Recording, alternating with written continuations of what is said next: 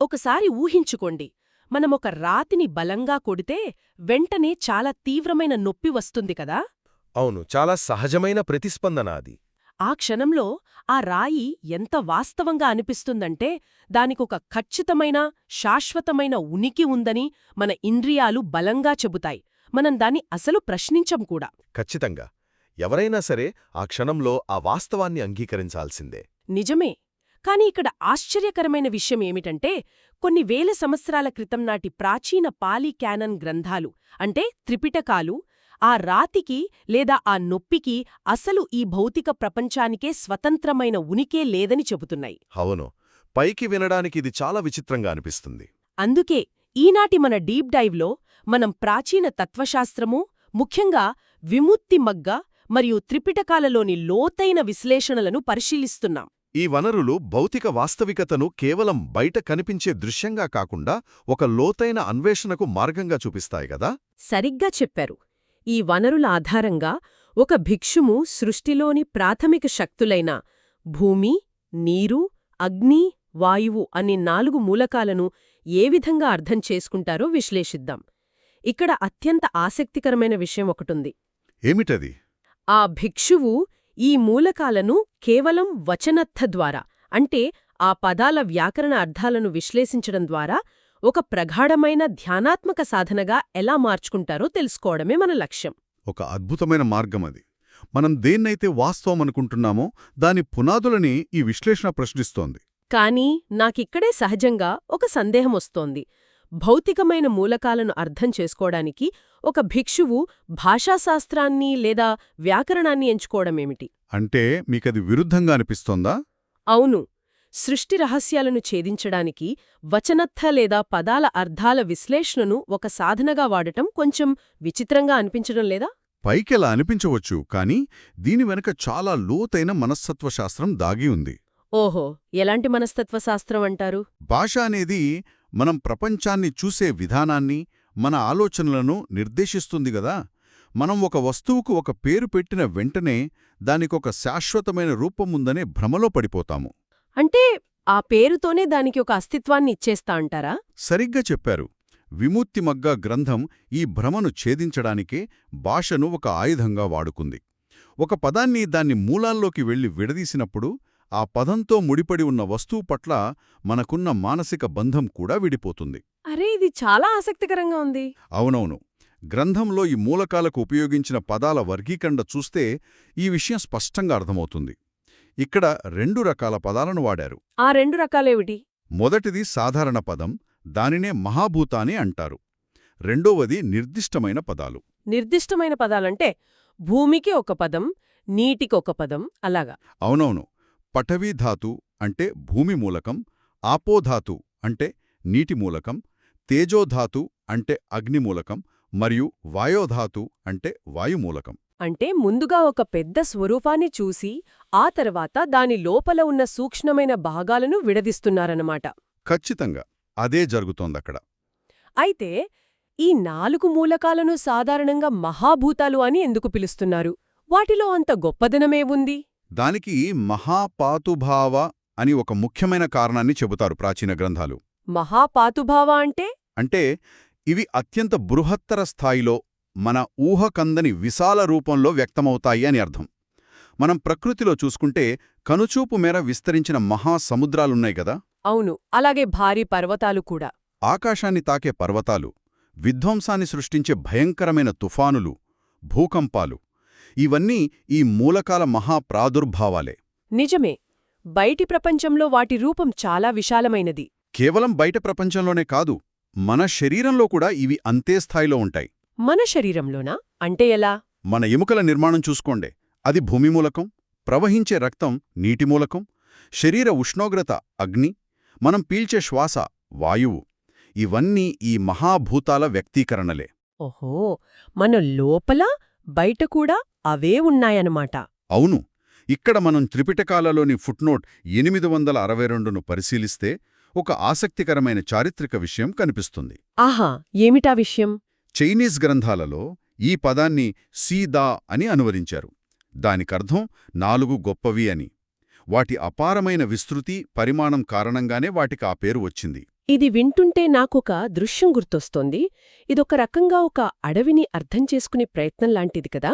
ఎలాగో కొంచెం వివరిస్తారా? అంటే మనం దూరం నుండి చూసినప్పుడు అదొక పచ్చటి మహాస్వరూపంగా, ఒకే వస్తువుగా ఒక అడవిగా కనిపిస్తుంది. అవును. కాని దగ్గరకు వెళ్లి లోపలికి నడుస్తే అక్కడ ఒక్కో చెట్టు, ఒక్కో ఆకు, మట్టి, నీరు ఇవన్నీ విడివిడిగా కనిపిస్తాయి కదా. అద్భుతమైన పోలిక చెప్పారు. సరిగ్గా అదే. అయితే ఇక్కడ నా ప్రశ్నేమిటంటే, ఈ విధంగా ఒక సాధారణ మహాస్వరూపంగానూ మళ్ళీ పఠవి, ఆపో లాంటి నిర్దిష్ట ధాతువురుగాను వర్గీకరించడం వల్ల ఒక భిక్షువుకు తన సాధనలో కలిగే ఉపయోగమేమిటి? దానికి చాలా ప్రాముఖ్యత ఉందండి. ఆయన ప్రగాఢమైన శ్రద్ధతో చేసే ప్రత్యవేక్షణకు ఈ వర్గీకరణ ఎలా సహాయపడుతుందంటారు?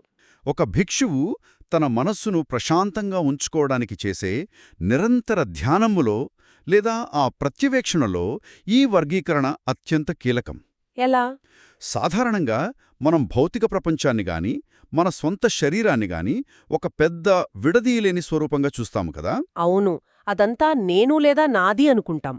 అలా చూసినప్పుడు ఆ పెద్ద స్వరూపం పట్ల మనకు విపరీతమైన ఆకర్షణ లేదా తీవ్రమైన భయం కలుగుతుంది. ఇది నా శరీరం, ఇది శాశ్వతం అనే మమకారం పెరిగిపోతుంది. నిజమే. కాని ఒక భిక్షువు ఎంతో ప్రగాఢమైన శ్రద్ధతో తన ప్రత్యవేక్షణ ద్వారా ఈ మహాస్వరూపాన్ని పటవి, ఆపో, తేజో, వాయో అనే 4 నిర్దిష్ట ధాతువులుగా విడదీసి చూస్తారు. అంటే ఆ అడవిని చెట్లుదా విడదీసినట్లు. సరిగ్గా అలాగే. అలా విడదీసినప్పుడు అక్కడ ఆకర్షించడానికి గాని, భయపడటానికి గాని ఒక నిర్దిష్టమైన ఏకశిలా సదృశ్యమైన వస్తువు ఏదీ లేదని వారికి స్పష్టమవుతుంది. ఓహో, అంటే ఆ భ్రమ తొలగిపోతుందన్నమాట. అవును. ఈ వర్గీకరణ అనేది భౌతికత్వం పట్ల మనకున్న బంధాన్ని, అజ్ఞానాన్ని ఛేదించే ఒక పదునైన కత్తిలాంటిది. ఆహా, భౌతిక రూపాన్ని విడదీసి చూడటం ద్వారా భయాలు, ఆకర్షణలు సడలిపోతాయని అర్థమైంది. సరే, వాటిని భాగాలుగా విడదీసి చూడటం వరకు బాగానే ఉంది. కానీ మీ గొంతులో ఏదో సందేహం కనిపిస్తోంది. అవునండి, మనం రోజూ చూసే ఈ ప్రపంచం చాలా వాస్తవంగా అనిపిస్తోంది కదా. ఈ 4 భాగాల కలయికతో ఏర్పడిన వస్తువులు కూడా మన కంటికి చాలా స్పష్టంగా కనిపిస్తాయి. నిజమే, కాదనలేము. మరి ఈ వాస్తవికతను ఆ ప్రాచీన గ్రంథాలు ఎలా వివరిస్తున్నాయి? ఇక్కడే ఈ విశ్లేషణ మనల్ని ఒక సంక్లిష్టమైన తాత్విక వైరుధ్యం వైపు తీసుకువెళ్తుంది. ఎలాంటి వైరుధ్యం? తత్వశాస్త్రపరంగా ఆ గ్రంథాలు ఈ మూలకాలను మహా అభూతథా అని పిలుస్తాయి. మహా అభూతధా అంటే అర్థమేమిటి? దానికర్థం అత్యంత అవాస్తవికమైనవి అని. అవాస్తవికమైనవా? కానీ మనకు కనిపిస్తున్నాయి కదా. అక్కడే ఉంది అసలు చిక్కు. అదే సమయంలో ఇవి మన ఇంద్రియాలకు భూతథా లాగా, అంటే పూర్తిగా వాస్తవమైనవిలాగా ఎంతో నమ్మశక్యంగా కనిపిస్తాయి. అంటే ఉన్నది లేనట్లు, లేనిది ఉన్నట్లు అనిపించడమా? కరెక్ట్. త్రిపిటకాలలోని ఫుట్నోట్ 863ను గమనిస్తే వీటిని మాయా మారీచితో పోల్చారు. మాయామరీచి అంటే ఎండమావి కదా. అవును, మాయామారీచి అంటే ఎండమావి లేదా ఒక భ్రమ. మీరు ఎడారిలో లేదా మండుతున్న ఎండలో హైవే మీద వెళ్తున్నప్పుడు దూరం నుండి చూస్తే అక్కడ నీటి చెరువున్నట్లు చాలా స్పష్టంగా కనిపిస్తుంది కదా. అవును, ఆ దృశ్యం ఎంత వాస్తవంగా ఉంటుందంటే ఎవరైనా సరే అక్కడికి పరిగెత్తాలని అనుకుంటారు దాహం వేస్తే. కాని తీరా దగ్గరికి వెళ్లి చూస్తే అక్కడ ఒక్క చుక్క నీరు కూడా ఉండదు. అవునవును. ఈ 4 మూలకాలు కూడా సరిగ్గా మనల్ని భ్రమపెడతాయని బుద్ధుని బోధనలు వివరిస్తాయి. వీటికి శాశ్వతమైన, స్వతంత్రమైన స్వభావం అంటూ ఏదీ లేదు. ఒక్క నిమిషం, ఇక్కడ నేనొక బలమైన అభ్యంతరాన్ని వ్యక్తం చెయ్యాలి. చెప్పండి, తప్పకుండా. ఒక ఎండమావిని భ్రమ అనడం చాలా సులభం, ఎందుకంటే మనం దగ్గరకు వెళ్తే అక్కడ ఏమీ ఉండదు కాబట్టి. సరే, అదొక దృష్టి లోపం అనుకోవచ్చు. అవును. కాని ఒక రాయి అలా కాదు కదా. మీరు మొదట చెప్పినట్లుగా రాయిని బలంగా కొడితే అది చాలా కఠినంగా తగులుతుంది, శరీరానికి రక్తం వస్తుంది, గాయపడుతుంది. నిజమే. ఆ నొప్పి, ఆ కఠినత్వం భౌతికంగా అంత స్పష్టంగా ఉన్నప్పుడు, ఆ రాయి చేతిలో అంత బరువుగా అనిపిస్తున్నప్పుడు అది పూర్తిగా అవాస్తవం, ఒక ఎండమావిలాంటిది అని ఒక భిక్షువు తన ప్రత్యవేక్షణ ద్వారా ఎలా అంగీకరిస్తారు? ఆ వాస్తవికమైన నొప్పిని మాయా అని ఎవరైనా ఎలా అనుకోగలరు? ఇది చాలా సహజమైన మరియు ముఖ్యమైన అభ్యంతరం. ఈ ప్రశ్నలోనే ఆ ప్రాచీన తత్వశాస్త్రం యొక్క అసలైన లోతు దాగి ఉంది. అదేంతో కొంచెం వివరిస్తారా? ఇక్కడ మనం ఒక విషయాన్ని చాలా స్పష్టంగా అర్థం చేసుకోవాలి.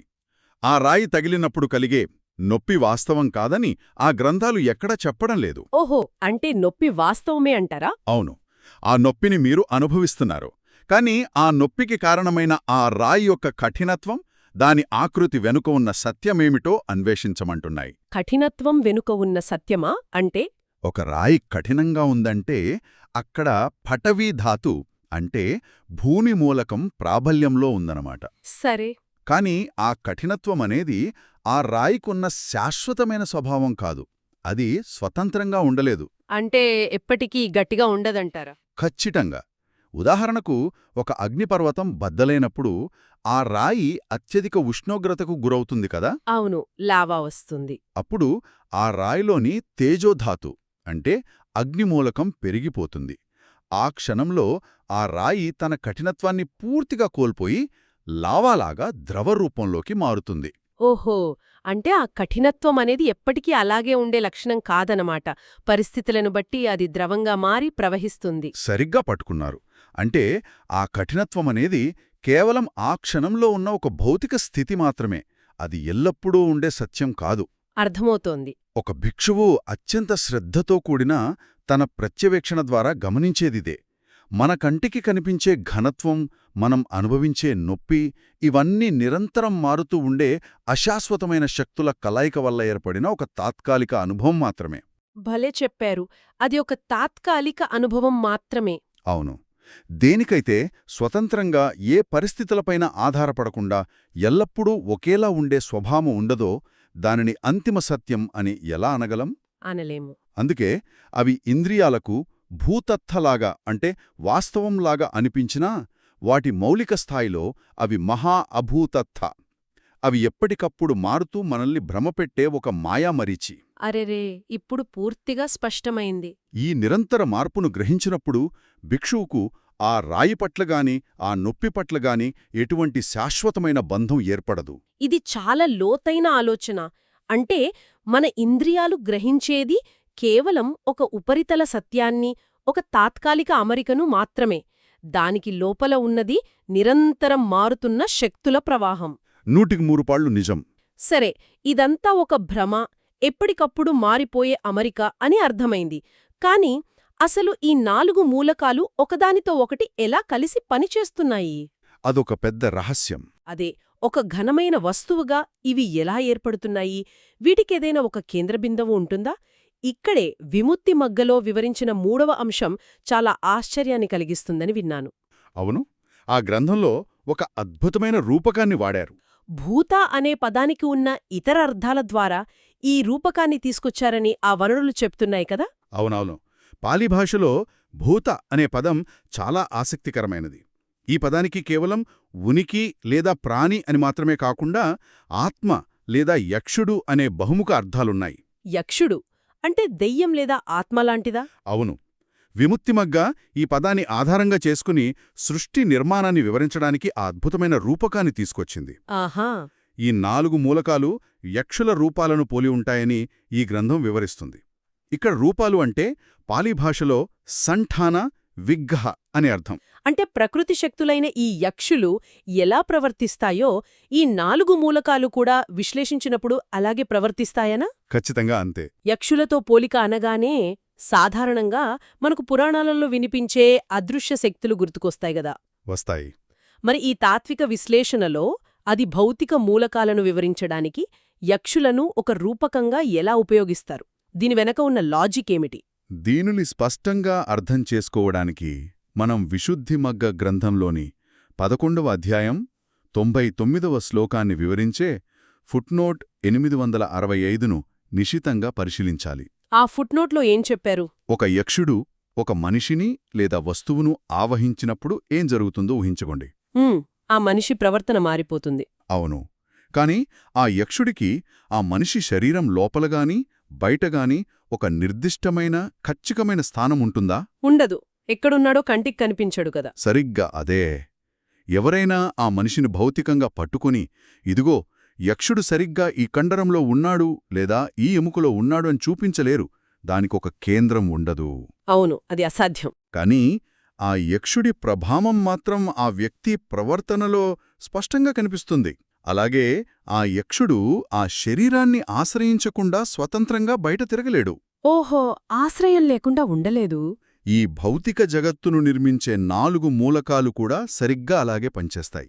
ఇవి ఒకదానిపై ఒకటి అదృశ్యంగా ఆధారపడి ఉంటూ ఎటువంటి స్థిరమైన ఉనికిని కలిగి ఉండవని ఈ రూపకం చాలా స్పష్టంగా వివరిస్తోంది. అరెరే, అంటే భూమి, నీరు, అగ్ని, వాయువు ఈ 4 ఒకదానికొకటి అదృశ్యంగా విడదీయరాని విధంగా పెనవేసుకుని ఉంటాయన్నమాట.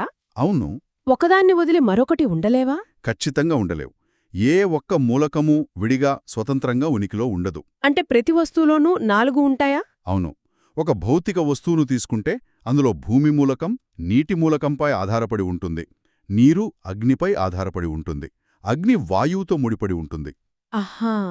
ఒక మూలకం లోపల మరో మూలకం సరిగ్గా ఎక్కడ ఉందో మనం స్థానికంగా చూపించలేము. వాటికి లోపల బయట అనే నిర్దిష్ట స్థానం పరిమితి ఉండదు. ఇది వింటుంటే చాలా ఆశ్చర్యంగా ఉంది. కాని అవి ఒకదానిపై ఒకటి సంక్లిష్టంగా ఆధారపడే ఒక భౌతిక రూపాన్ని సృష్టించి మన ముందు నిలబెడతాయి.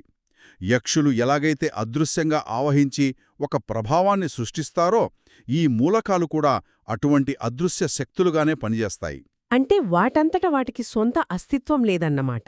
అవును, వాటి అన్యోన్య ఆధారపడటం వల్లనే ఒక వాస్తవిక జగత్తు మన కళ్ల ముందు కనిపిస్తోంది తప్ప వాటికి స్వతంత్రమైన అస్తిత్వం లేదు. నిజంగా ఇది చాలా అద్భుతమైన పోలిక. భౌతిక ప్రపంచంలోని మూలకాలను అదృశ్యమైన స్వతంత్ర ఉనికిలేని యక్షులతో పోల్చడం ద్వారా సృష్టి నిర్మాణంలో ఒక స్థిరమైన కేంద్రం లేదనే సత్యాన్ని ఎంత గొప్పగా విశదీకరించారో కదా. అవును, బుద్ధుని బోధనలలోని లోతు అదే. మనం దేనినైతే ఒక ఘనమైన వస్తువు అనుకుంటున్నామో అది కేవలం కొన్ని అదృశ్య శక్తుల పరస్పర ఆధారిత కలయిక మాత్రమే. దానికి స్వంతంగా ఒక కేంద్రంగానీ శాశ్వతమైన స్వభావంగానీ లేదు. అంతా ఒక ఆధారపడిన అల్లిక మాత్రమే. అదే త్రిపిటకాల అత్యున్నత సారాంశం. ఈ గ్రంథాలు మనకు పదే పదే గుర్తుచేసేది కూడా ఇదే. ఏమిటది? కేవలం బృహత్తర శక్తులు కాని వాటిలో అంతిమ సత్యం లేదు. ఈ వాస్తవాన్ని తెలుసుకోవడమనేది కేవలం ఏదో పుస్తకాలు చదివి పొందే మేధోపరమైన వ్యాయామం కాదు. మరి ఏమిటి? ఒక భిక్షువు ప్రగాఢమైన శ్రద్ధతో నిరంతర ప్రత్యవేక్షణ ద్వారా ఈ సత్యాన్ని క్షణక్షణం తన అనుభవంలోకి తెచ్చుకుంటాడు. ఆ విధంగా వారు భౌతిక ప్రపంచం మరియు తమ స్వంత శరీరం మీద ఉన్న అజ్ఞానపు భ్రమలను పూర్తిగా తొలగించుకుంటారు.